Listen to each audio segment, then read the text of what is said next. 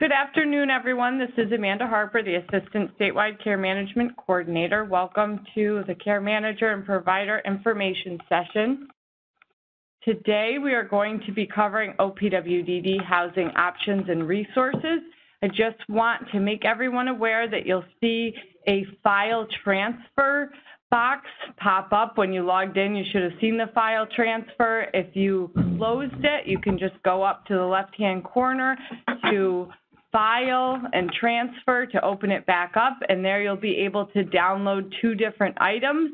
The first is the PowerPoint for today. The second is a resource sheet that accompanies the PowerPoint. So the resources referenced throughout the PowerPoint can be found on this resource sheet. It's a great tool. We encourage that you print and post to your cube to have available whenever a housing resources questions comes up. So please make sure that you download the materials there. We often get questions about where to find materials, and this is where they will be shared for the presentation. We also will be recording and posting these materials to the website. You can see on this slide that session 10 was our special populations transitioning to OPWDD services, and that recording and the PowerPoint materials are available at the link at the bottom of the slide. The same will happen by about next week with this presentation. It'll be recorded, and the recording and the materials will be posted to the website. Our next session is scheduled to be on November 13th. We are waiting on confirmation for that topic, and we'll get it out to you as soon as possible. So please frequently check back to the page to see if there's registration open, and we'll share through the advisory as well when that topic and registration is confirmed and ready for you to sign up. As Juan mentioned, the questions can be submitted through the Q&A. We won't be using the chat. We ask that you pay attention to the content through the duration of the PowerPoint and ask questions at the conclusion, and we'll leave a good space of time to be able to answer questions that you have through the Q&A. So thank you very much.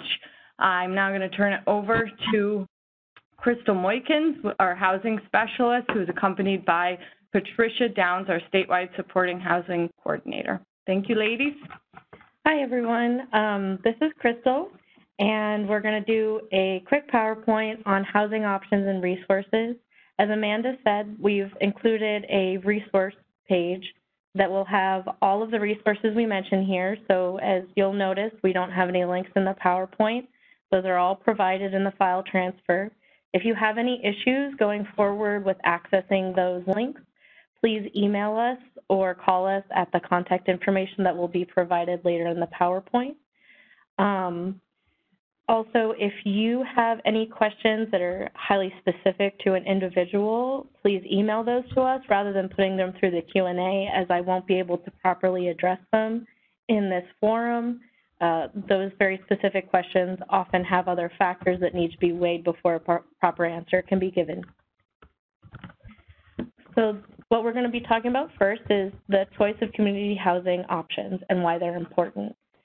So the ability to choose community housing options gives people the choice of where to live. It gives them an opportunity to reach out and see what other opportunities are available to realize different dreams. You know, people may have thought about living on their own or living with a different roommate, or, you know, just exploring what options are out there. And a lot of the time we see people don't really understand what options are out there. So a lot of what this PowerPoint will be about is talking to the individuals that you serve about what options they can pursue and how they can do that while managing risks and providing proper safeguards. Community housing also promotes inclusion. It allows people to have better access to their community, develop natural supports, and provides them with an opportunity to pursue other goals like, you know, participating in community events, etc.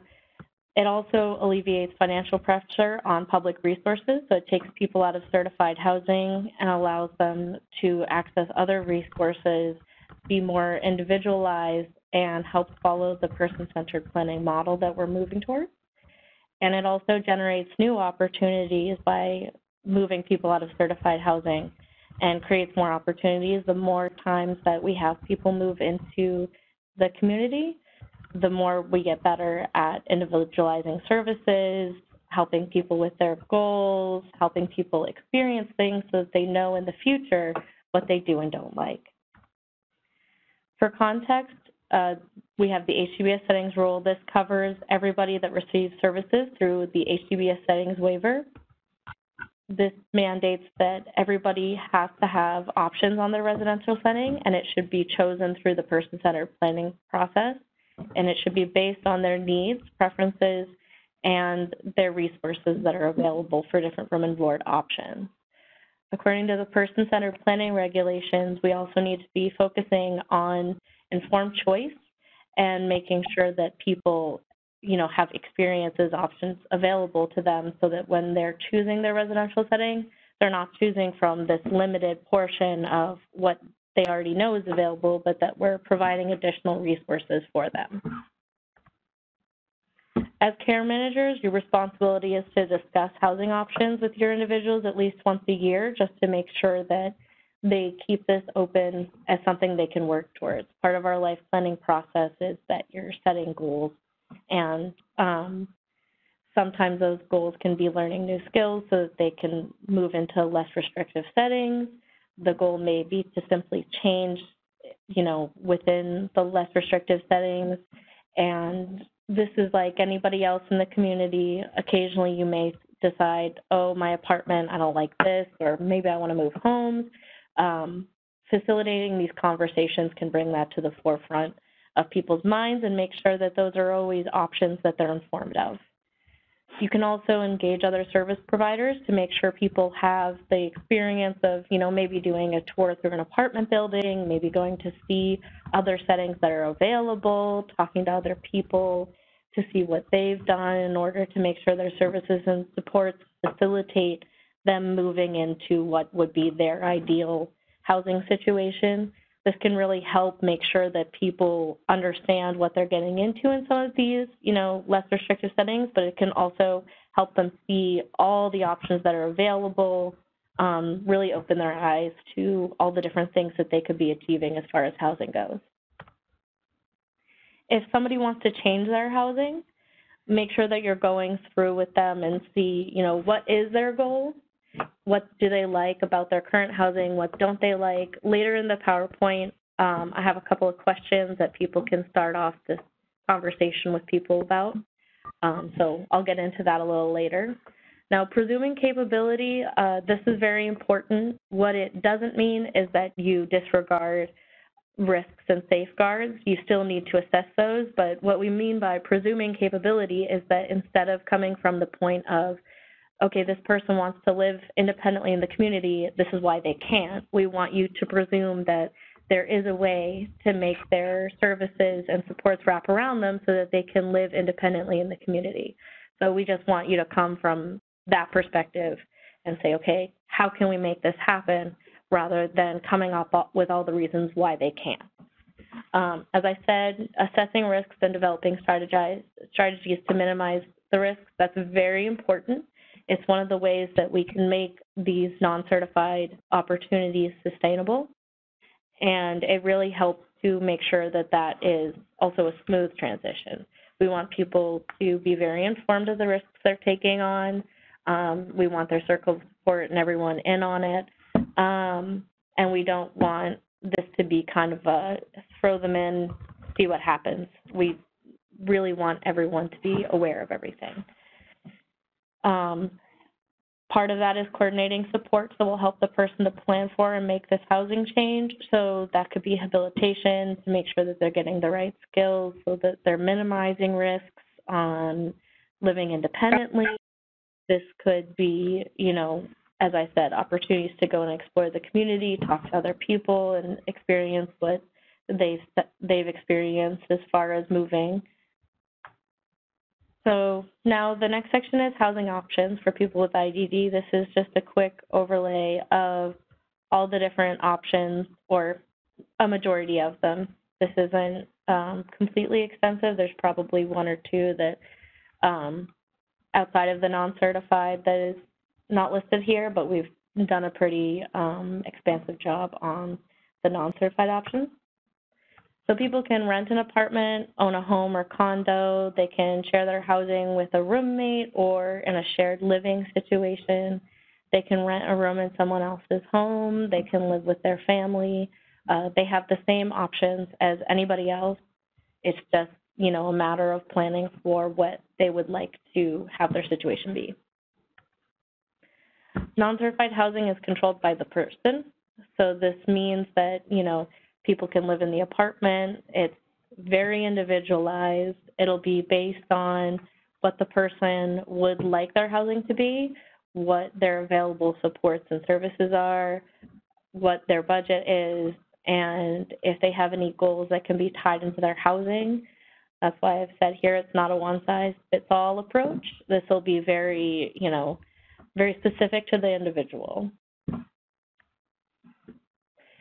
As I said on the previous slide, you can own a home or rent or live with a family member, with the caveat that renting a room is typically not part of the ISS housing subsidy.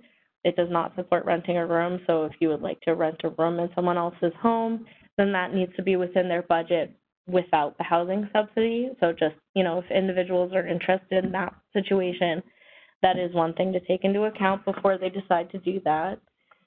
They can rent an apartment with oneself or roommates, and they can also rent a subsidized unit. We'll go further into those options later in the PowerPoint as well. The Integrated Supportive Housing Program is for non-certified supportive apartments. These apartments are in normal apartment buildings, and they're set aside for people with intellectual developmental disabilities. They are typically, 25% or less of the apartments in the building, so they're integrated. They're affordable apartments, so they're all within the ISS housing subsidy limits, and there's over 500 units throughout the state. Now, those units aren't all open. If these units are open, the regional office would know first, and if you're looking specifically to have someone considered for these apartments, it's best to reach out to the DGRO first, see if there's any out there, and then maybe they can put the individual on a wait list. This wait list could be a long wait, just because they're not typically apartments that open up again once they're filled at rent up. So that's just the caveat on the integrated supportive housing units. The housing subsidy and supportive services are also part of the ISH units. They come with a housing services agency that helps with landlord-tenant issues, other housing-related services, and they would be the administrator of the ISS housing subsidy for those units. Public affordable housing is just, generally affordable rental housing for eligible low-income families. You can do senior housing, housing for veterans. There's a link to contact information for HUD public housing administrators in your specific area on the housing resource sheet. So you can go to that link, search for the ones in your area, and they can assist with finding individuals that type of housing. That would be out, that's not OPWDD housing, that's HUD housing. Now on to shared living. Shared living is basically a roommate, but you choose your housemate or roommate similar to how you would any other roommate, except they're typically another OPWDD service recipient, because the whole idea is to help map out services so that both individuals, or more than both, but both individuals are getting a lot of service coverage and can share staff just to make everything easier. It is a very intensive planning process, just because it takes a lot of, planning to get everyone at the right spot at the right time, make sure that everyone has the right service coverage, and make sure that you're picking the right housemate. Obviously, roommates bite, so in any roommate situation, it could be difficult, but in shared living, because you're sharing staff and other services, it can add to the problem if you're not careful about helping your individual pick out a housemate. The benefits of shared living are that it helps to share costs and pool staffing. You may be able to have staff present for a greater length of time if you're sharing staff, and it may alleviate loneliness that can occur when people live by themselves. I've included a link to the New York Alliance toolkit on the handout. So they have a big toolkit that has a whole poster specifically about shared living, and that can give you a lot more in-depth about how to facilitate that planning process. These next two slides are just the different services that can be accessed in different scenarios. So if someone is living at home with family, they can access self-directed services, community rehabilitation, environmental modifications, and assistive technologies. Environmental modifications, or EMODs, are actual physical changes to the home, things like ramps that can help people navigate their space better. And then assistive technologies are things like the automated medication dispensers that can help people to live more independently through those technologies. As I had said earlier, this comes with the caveat that the OPWDD housing subsidy is typically not available to people living at home with their families. So, you know, a lot of people will be applying for the housing subsidy, and that should be taken into the initial planning process when you're looking at the affordability of different housing options. When living independently, you can access self-directed services still, but you can also, within self-directed services, access the live-in caregiver option or the paid neighbor option. I have some slides with more specific info on that later. You can access the housing subsidy because living independently is an acceptable living situation for the housing subsidy, as long as you meet other eligibility criteria. And you can access, again, the community hub, EMODs, and assistive technologies. The live-in caregiver service is the waiver service funded only under self-direction. The person receiving the services will lease the apartment, and then the live-in caregiver model provides rent, food, and utilities for the live-in caregiver. They can also be paid for community rehabilitation, but only under certain circumstances. The paid neighbor is a neighbor who is responsible for promoting wellness and independence. They can also be paid through the self-direction model, and they can be a good resource if there's, you know, an emergency and somebody needs to get over there immediately. Having a neighbor who's already tied in can really help. Supports for the transition to independent living include the Community Transition Services, or CTS, which is setup expenses of $5,000 for household furnishings. This is only available if moving out of a certified setting. If somebody is accessing the housing subsidy, they can also apply for the transition stipend. They should only be applying for the ISS transition stipend if they are not eligible for CTS. So if they're moving out of a certified setting into a non-certified setting, they should always apply for CTS first. If they apply for CTS, then that should be the transition service that they access. If someone isn't eligible for CTS or applies for CTS and is denied, then they would be applying for the housing subsidy. And again, they cover very similar things. They're household furnishings and one-time setup expenses. Further clarification on the ISS housing subsidy is that it's designed for people who choose to live in their communities. Again, it's one of the reasons that it's not typically available for people who are living at home with family or renting rooms. We want this to be a very community integrated thing. They have to be financially and legally responsible for their housing unit. This means that they have to be on the lease. They have to be on the deed of a house if they own the house. You know, anything that you would consider anyone else in the community financially and legally responsible for their housing, that would be the similar requirement we would say for people with accessing the housing subsidy.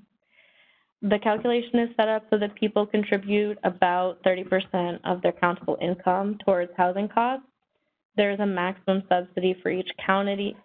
People can choose to live in an apartment that exceeds the maximum housing subsidy.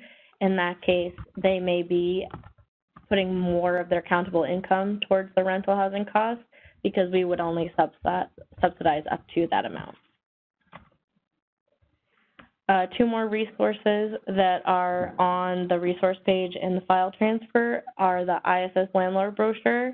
This is designed to be given to landlords who don't know what ISS is, but it can also be a really valuable resource to, show people that this is another option, this is another funding option for living in the community. It's posted to the OPWDD website. Feel free to share it, print it, pass it around. It's just, some basic information on what is acceptable housing, how the calculations are done, whose responsibilities are what. And then if somebody is interested in accessing an ISS housing subsidy, they should go through the front door and contact local ISS agencies if the agency they're currently receiving services from isn't an ISS approved agency. And the front door contact information is also linked on the resources page. So this is just a quick overview of ways to find rental housing. There's information on Section 8, Housing Choice Voucher, on the HUD website. That's on the handout. The New York State HDR rental housing page and the NewYorkHousingSearch.gov are also linked on the resource page. Those are good ways to, go through and link and look for actual apartments and their prices. That can be a much easier way than trying to navigate Zillow or like apartment.com, just because these are pages that are specific to affordable housing. Local resources, you can Google to search for affordable housing resources. I would Google affordable housing and the county name, and a lot of the time the county pages will have affordable housing websites. So that's a good way to do it. You might also type in the region name, and sometimes there's regional housing collaboratives that you can access. Certified housing options are only for people who meet the level of need for certified housing and are ready to actively seek housing. The care manager should reach out to the DDRO through the front door, and that person will be referred to the Certified Residential Opportunity Scheme, or CRO. The relevant CRO forms can be found on the OPWDD website. Those are all linked at the handout. And again, referrals are made through the front door by the care manager. So how I help someone get started to change their housing? So this is what I had mentioned earlier, where these are a couple of questions you might want to bring up with people when you're facilitating discussions on their housing options. Things like what the person's dreams are for the future, their preferences, what their natural supports are, their community engagement, and whether or not they'd like to be more engaged with the community, who is the circle of support that would be helping to plan, execute, and maintain their vision, and does the person want to live with someone? If so, who? And what aspects of their lives would they expect to share, and what costs and resources would be shared? As far as the home, what does the person want? Do they want to live in an apartment in this particular area of town? Do they want a roommate? So they would need like a 2-bedroom. Do they want to look into buying a home? Just assess what kind of aspects they would need. Do they need any environmental modifications? If so, how are they going to go about doing that? Are there housing options available that already have those modifications? What supports are needed, and that may tailor what location someone lives in just to facilitate, do they want to be close to this particular natural support? Well, then here are the apartment buildings next to that particular natural support. And what's the budget? And is the budget sustainable? For natural supports, you want to make sure everyone is clear on what role family and friends will play in supporting the person. Do they want their family over all the time? Do they want to see them once a week? Do they not want to see them? These are the kind of conversations you want to have. Are people going to be coming over all the time to assist? Do they not want those people involved in a lot of this stuff? Are there paid supports and backup plans in place to assist with everything if there's no natural supports on a specific day? And again, budgeting is really important. You got to maximize their income and benefits to find ways to really get around and make sure that they are maximizing everything when it comes to their budget.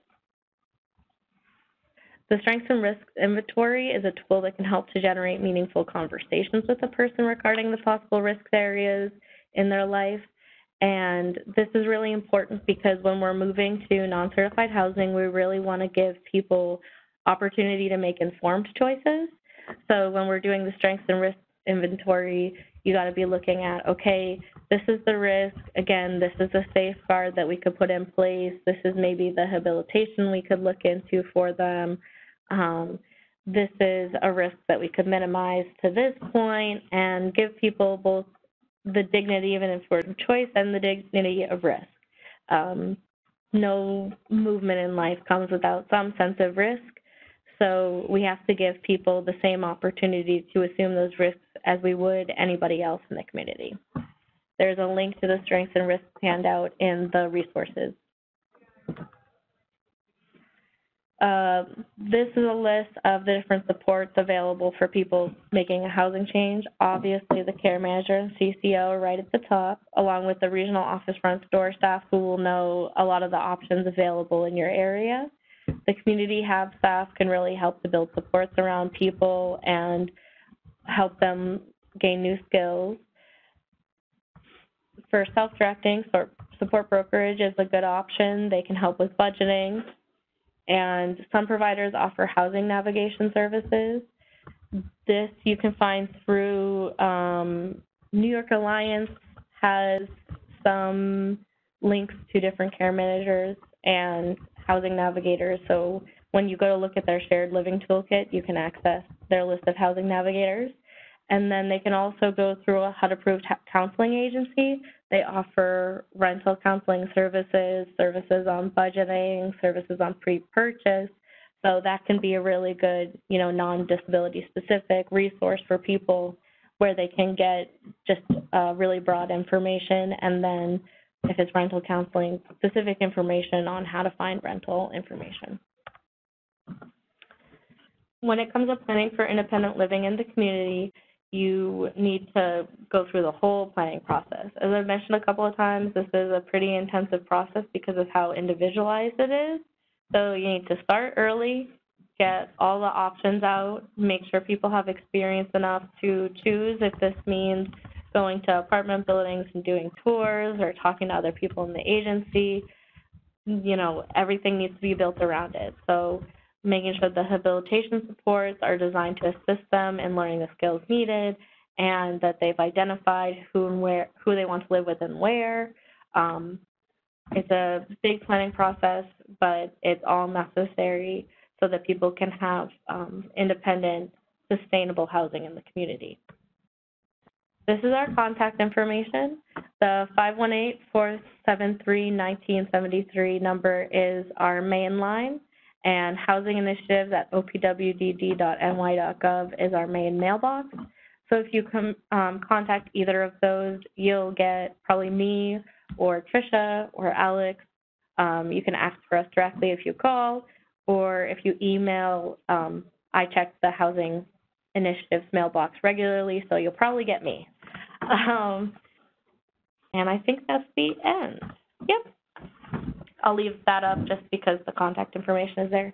Excellent. Okay, so we're going to take a brief pause to review the questions that have been submitted. So if you do have some questions regarding the content of what was presented today, please submit them through the Q&A, and we'll come back online in a couple of minutes to answer as many questions as we can.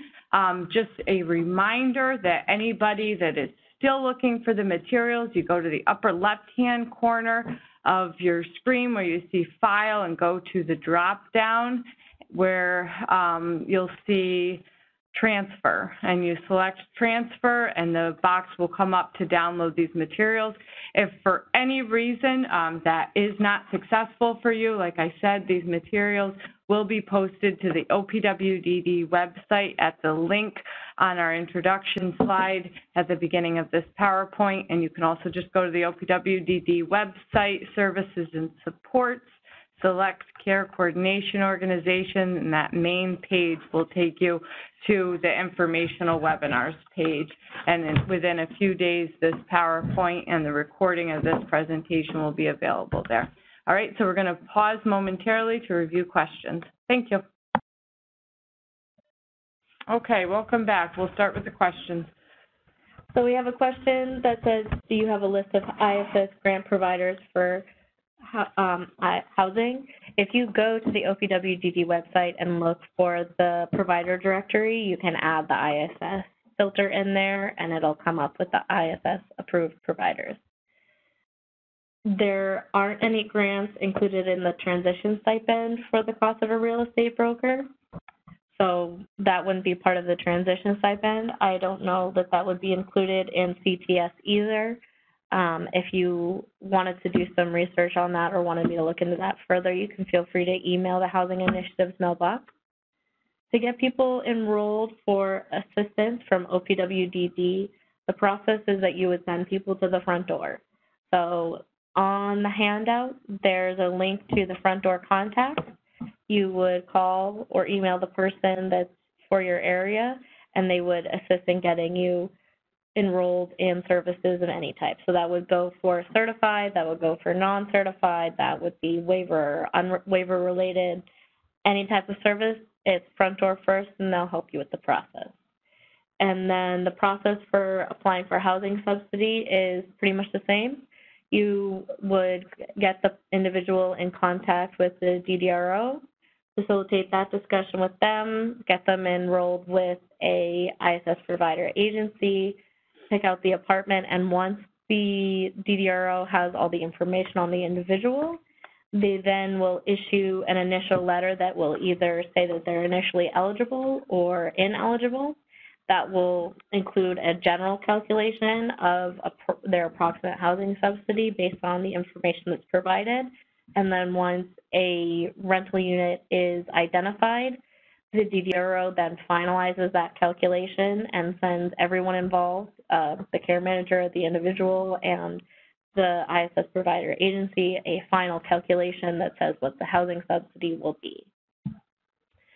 And then we also have a question that is about a individual in self-direction who, due to his income, will not get a housing subsidy.